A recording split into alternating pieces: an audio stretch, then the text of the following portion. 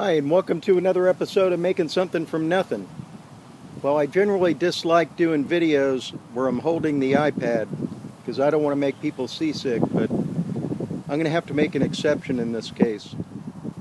I had to move the boat out from in front of my shop, and right over here, I used to have my anvil sitting on a telephone post, or telephone pole, I should say, sunk into the ground. I had to dig that up because I have a new addition to the shop. And before too much time went by, I wanted to show everybody what I got. So let me open up these doors. And the shop is in a total state of disarray because I had to rearrange the whole thing.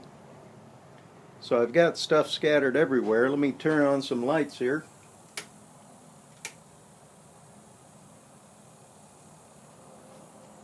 And here we have the new addition to the shop. My first lathe. And it's in pretty good shape. And I'm pretty happy about getting it. It's a 12-inch by 36-inch Sears Craftsman commercial lathe. It's the underdrive style with the cabinet. The motor's down here, and I'll briefly go over this thing, and well, hopefully a few of my subscribers are into lathes because this will be a welcome addition to the shop with the metal casting. Well, I would like to use the tripod to keep this camera from shaking around, but I hope everybody could bear with me because I just don't have the room right now. I still got to get the shop wired up for 220, so this thing can't be plugged in yet. But on this model we've got a quick change gearbox, which I'm real happy about. Here's the forward and the reverse and neutral for the lead screw. Got the gear train in here. Our quick change for doing threading. Like I said, this is the underdrive unit. There's really not many of these on YouTube. We've got the motor down here.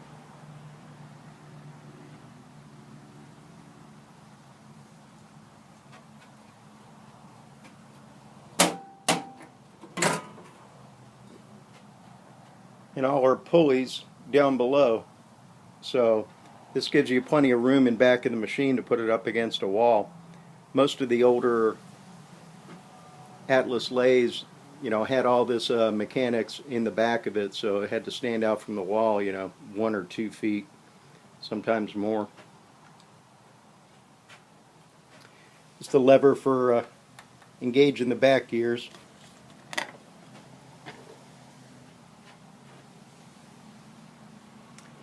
When I bought the lathe, I had him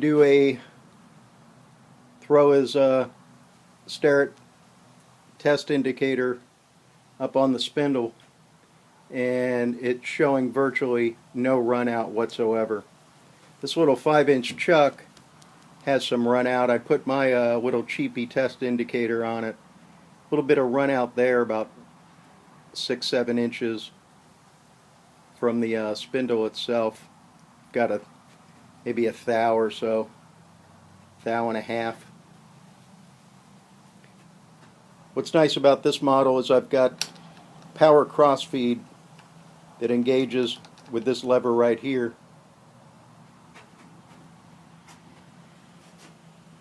Comes with a threading dial, lever for engaging the half nut for the power feed. And now we get to the good part. This model has the big dials. I know this camera's crappy and I apologize for it, but this model has the big dials. And this thing has no backlash at all. The guy had just replaced the brass nuts in the cross slide and the compound, and he installed new half nuts here recently. I have the old ones, and I pulled the machine apart up here to verify he put those in, and he sure did. They're brand new. So I've got maybe 5 thou of backlash here, and I've got none here. You turn this and it moves. And here's the nicest thing about this lathe. Check this out, everybody. That's a genuine Aloris quick change tool post. That thing's about $360 brand new. Came with the machine. Down here I've got a 8-inch 4-jaw chuck that came with it, a 6-inch 3-jaw, an extra backer plate, and over here to the left, that looks like some kind of indexing thing, but he made it into a backer plate, I think, for the 4-inch. They're homemade. These two right here, they're homemade, so I haven't tested the run out on it. Here's the on-off switch wired in. Tailstock has a number 1 Morse taper. The headstock is a number 2. And here we got the model number and the serial number off this guy. But my guess is right around like 1970 or so. Beats having a 1930s lathe, I'll tell you that.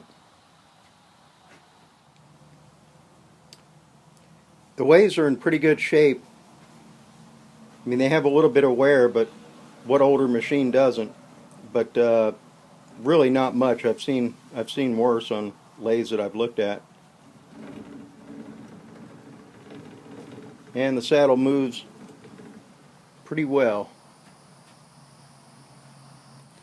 And he actually built this little section down here. This is pretty interesting.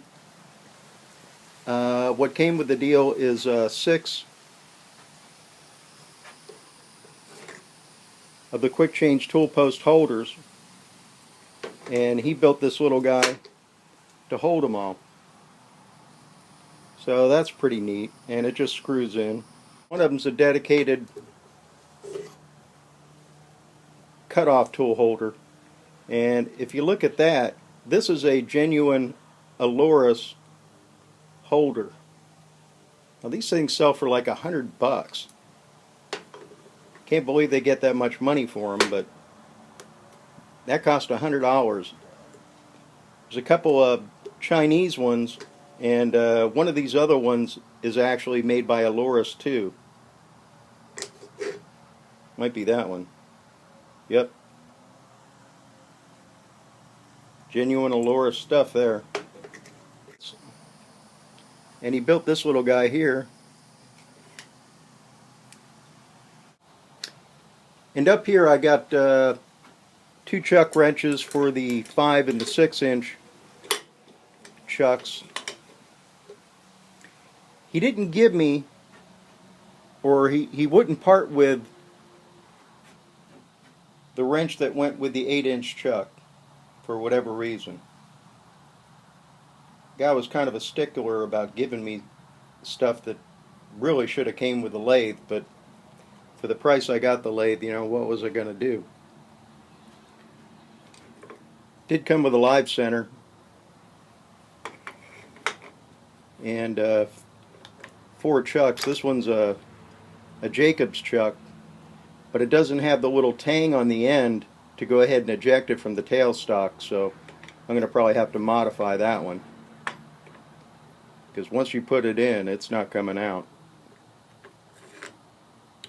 That's the little tang that will eject it from the tailstock when you wind it in. These chucks have it. And I'm really happy about, when I saw this tool post in the photo, I thought it was going to be one of the generic Chinese ones. Well, the guy's a machinist for a living, and I guess he just buys the best, so from what I understand, that's the best, and I'm very happy to have it. Went through everything. None of the gears are missing teeth.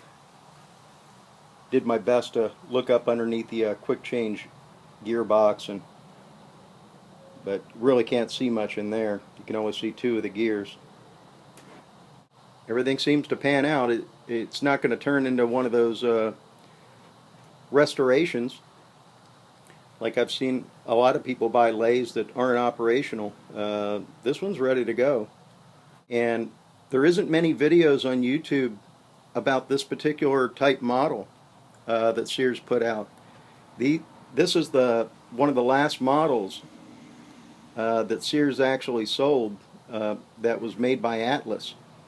Some of these are branded Atlas Commercial, which was sold directly through Atlas, and this one here says Craftsman Commercial. It's basically the same machine, but just different branding. Well, it's not a casting video, but I wanted to give everybody an update of what's going on. I've been shopping for a lathe for a while, and I really didn't want to pass up on this one. And we loaded this thing, transported it, and offloaded it here all in one piece. I'm a little disappointed in the guy not hooking me up with a little bit more tooling for these holders. And geez, I don't even have a proper micrometer, or there's tons of stuff I need for it.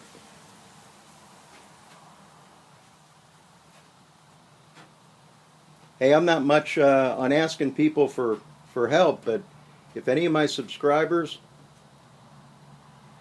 are into lathes and you wanted to help the channel out by donating some stuff to go with this machine, I'm all for it.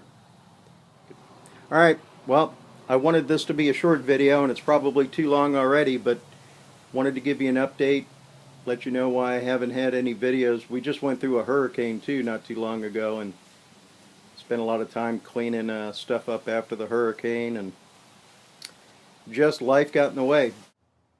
If there's anyone out there wanting to help out the channel by making a donation, maybe some tools, some tooling, stuff you have laying around you don't use anymore, it would certainly go to a good home, and I would put it to good use.